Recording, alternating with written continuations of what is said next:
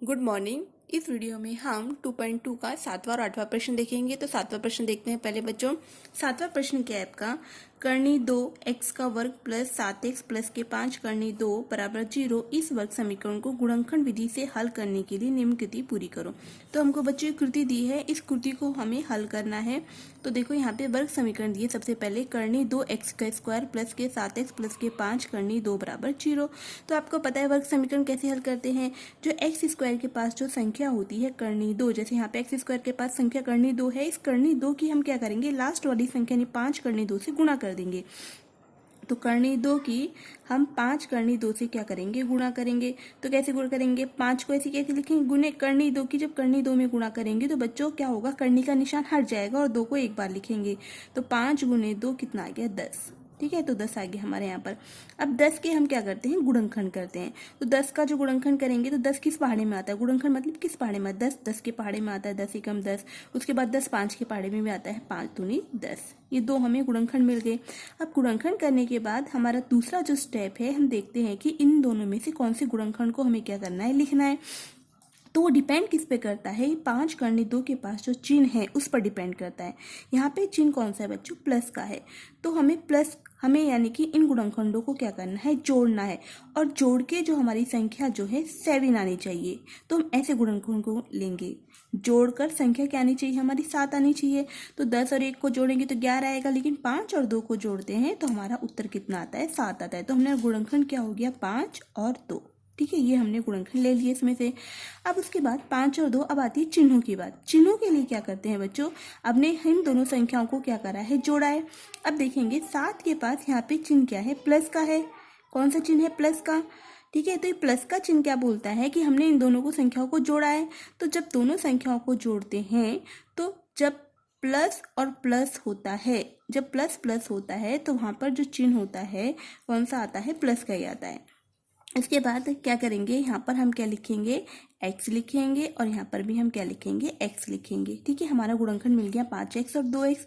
तो यहाँ पे करनी 2x स्क्वायर, ये वाला प्लस का चिन्ह में यहाँ पे लगा दिया है, तो हम केवल 5x लिखेंगे बॉक्स में। उसके बाद 2x के पास का प्लस चिन्ह यहाँ लगा दिया है, तो हम यहाँ पर 2x लिखेंगे, प्लस के 5 करनी 2। अब उसके बाद देखो बच्चों, करनी 2x स्क्वायर प्लस के 5x, तो यहाँ पे x का 2 है, यहाँ पे x 1 है, तो 1x बाहर आ गया। तो क्या बचा, यहाँ पे करनी 2 को लिखेंगे। उसके बाद 1x से 1x कट गया तो x की 2 है, तो 1x ऊपर बचा तो x लिखेंगे, ये वाला प्लस का निशान उतारेंगे। फिर इस x से ये वाला x कट जाएगा तो कौन बचेगा, केवल 5, तो 5 लिखेंगे, ये वाला ब्रैकेट पूरा हो गया। उसके बाद यहाँ पे देखिए करनी 2 लिखा है और ब्रैकेट लिखा है। अब क्या करेंगे बच्चों, ये जो 2 है ये वाला, इस 2 को हम क्या लिख सकते हैं बच्चों, करनी 2 गुने करनी 2 लिख सकते हैं। इस 2 को हमने यहाँ पे लिख के दिखाया, करनी 2 गुने 2। तो ठीक है, जब हम एक करनी 2 से करनी 2 कट जाएगा तो एक यहाँ पे क्या बचेगा, करनी 2 बचेगा, करनी 2 लिखेंगे और इस वाले x को ऐसे कैसे उतारेंगे, प्लस का निशान। अब इस करनी 2 से करनी 2 कट गया तो यहाँ पे कौन सा बचा, 5 बचा। ठीक है, अब उसके बाद करनी 2x प्लस के 5 और करनी 2x प्लस के 5 2 बार लिखा है, तो इस वाले बॉक्स में हम क्या लिखेंगे, इसको एक बार लिखेंगे, करनी 2x प्लस के 5। उसके बाद इन्होंने इस वाले को एक ब्रैकेट में लिख दिया है। अब उसके बाद यहाँ पे क्या लिखेंगे, करनी 2x प्लस के 5, क्योंकि एक बार इसको 0 के बराबर रखेंगे और एक बार इसको 0 के बराबर रखेंगे। ठीक है, अब करनी 2x प्लस के 5, अब ये प्लस का 5 क्या होगा, उस साइड जाएगा तो माइनस के 5 होगा, माइनस के 5। और उसके बाद ये जो गुने वाला करनी 2 जो है वो इसके कहाँ आएगा, भाग में आएगा। तो यहाँ पे करके दिखा देती हूँ मैं आपको, करनी 2x प्लस के 5 बराबर 0, 5 बराबर 0 क्या होगा, करनी 2x, ये बराबर 5, इधर जाकर माइनस के 5 होगा, तो x बराबर माइनस के 5 करनी 2। तो ये यहाँ पे माइनस के 5 करनी 2 लिख दिया, बराबर x बराबर माइनस के करनी 2। तो वर्ग समीकरण के मूल क्या आएंगे, यहाँ पे माइनस के 5, भाग का निशान, करनी 2 और माइनस के करनी 2 है। ठीक है, ये 7वां प्रश्न है आपका। अब 8वां देखिए, 8वें प्रश्न बच्चों, 3x स्क्वायर का वर्ग माइनस के 2 करनी 6x प्लस के 2 बराबर 0, इसको हल करना है। तो आपको वर्ग समीकरण हल करते समय पता है हम क्या करते हैं, x स्क्वायर की जो 5 संख्या होती है इसकी लास्ट वाली संख्या से गुना करते हैं। तो 3 गुने 2 कितना आ गया, 6 आ गया। अब उसके बाद 6 के हम क्या करेंगे, गुणनखंड करेंगे। 6 के पाड़े में आता है, 6 एक बार आता है, 6 एकम 6। 6 किसके पाड़े में आता है, 2 के आता है, 2 त्रिक 6। ये 2 गुणनखंड मिल गए। अब उसके बाद बच्चों अब हम लेकिन गुणनखंड करते वक्त हम देख रहे हैं यहाँ पे करनी 6 है। क्या है? करनी 6। तो बच्चों हम 6 का गुणनखंड एक और कर सकते हैं, करनी 6 और करनी 6।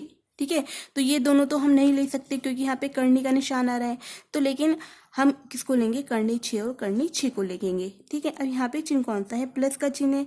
ठीक है, प्लस का चिन्ह मतलब ये बताता है करनी 6 और करनी 6 को क्या करना है? हमें जोड़ना है। क्या करना है? जोड़ना है, क्योंकि करनी 6 और करनी 6 को जोड़ेंगे तो उत्तर हमारा जोड़ के क्या आएगा? 2 करनी 6 आएगा। 2 करनी 6 आएगा। लेकिन अब बात होती है कि इनके पास यहाँ पर कौन सा चिन्ह आना चाहिए। तो चिन्ह किस पर डिपेंड करता है? यहाँ पे चिन्ह है माइनस का। तो अब जब हम जोड़ते हैं तो जोड़ने में पता है जब प्लस प्लस का चिन्ह होता है तब भी संख्याओं को हम जोड़ते हैं, और जब माइनस माइनस का होता है तब भी संख्याओं को क्या करते हैं? हम जोड़ते हैं। तो यहाँ पे माइनस का है, तो जब हम माइनस और माइनस लगाएंगे तो उत्तर में हमारा क्या आएगा? माइनस के 2 करनी 6 आएगा। ठीक है, उसके बाद यहाँ पे x लिख लेते हैं और यहाँ पे भी x लिख लेते हैं। अब 3x² को ऐसे कैसे उतारेंगे? अब पहले माइनस की करनी 6x को लिखेंगे, उसके बाद इस माइनस करनी 6x को लिखेंगे। इसकी बजाय हमने ये वाला भाग लिखा। अब प्लस के 2 बराबर 0। अब देखो यहाँ पे करनी 6 है, तो हम क्या करते हैं? 3 और 2 को भी करनी 6 करनी में लिख लेते हैं। कैसे लिखते हैं? 3 को हम कैसे लिखेंगे? 3 को हम लिख सकते हैं करनी 3 गुने करनी 3, ऐसे लिखेंगे। x का वर्ग उतार लेंगे, माइनस करनी 6 को हम और गुणनखंड कर सकते हैं। कैसे करेंगे? करनी 2 गुने करनी 3 लिख सकते हैं। x को ऐसे कैसे उतारेंगे? माइनस करनी 6 को भी ऐसे लिख सकते हैं, करनी 2 गुने करनी 3, उसके बाद x उतारा, प्लस 2 को भी करनी में लिख सकते हैं, करनी 2 गुने करनी 2 बराबर 0। ठीक है, अब हम क्या करेंगे? इन दोनों में कॉमन लेंगे। तो इधर भी करनी 3 है और इधर भी करनी 3 है, तो एक करनी 3 कॉमन आ गया। इधर x की घात 2, इधर x है, तो एक x को हमने बाहर ले लिया, ब्रैकेट का निशान लगा दिया। तो इस करनी 3 से करनी 3 कट गया, x से x कट गया, तो अंदर एक करनी 3 बचा और एक x बचा। फिर उसके बाद ये माइनस का चिन्ह उतार रहा। इधर करनी 3 से करनी 3 कट गया, x से x भी कट गया, तो कौन बचा? करनी 2 बचा। तो करनी 2 को उतार लेंगे, ब्रैकेट बंद कर देंगे। माइनस का चिन्ह है, यहाँ पे माइनस का चिन्ह लगा देंगे। अब इन दोनों में देखो, यहाँ पे करनी 2 है तो यहाँ पे भी करनी 2 है, तो करनी 2 आ जाएगा। यहाँ पे x है लेकिन यहाँ पे नहीं है, तो x भाग नहीं लेंगे, ब्रैकेट का निशान लगा देंगे। तो करनी 2 से इस करनी 2 को भाग देंगे तो कट जाएगा, तो अंदर क्या बचेगा? करनी 3x बचेगा। ठीक है, अब देखेंगे बच्चों, यहाँ ब्रैकेट के बाहर माइनस का चिन्ह है। ये माइनस का चिन्ह यहाँ होने के कारण ये वाला चिन्ह जो है माइनस का हो जाएगा, बदल जाएगा।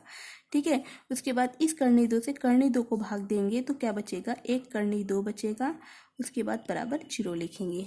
अभी दोनों संख्या सेम है तो इसको एक ब्रैकेट में, इसको एक बार लिख लेंगे, करनी 3x माइनस के करनी 2 को एक बार लिख लेंगे।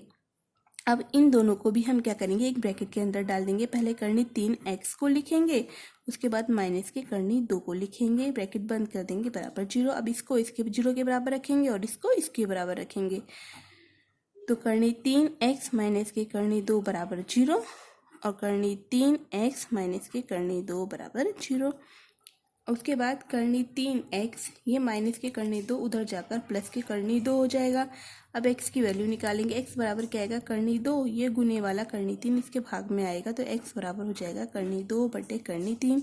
उसी प्रकार से इसको करेंगे, करनी 3x बराबर माइनस के करनी 2 उधर जाकर प्लस के करनी 2 हो जाएगा, तो x बराबर बच्चों आएगा करनी 2 और ये गुने वाला आएगा भाग में करनी 3। इस प्रकार से इस प्रश्न को हमें हल करना है और आगे का प्रश्न जो है बच्चों हम अगले वीडियो में देखेंगे।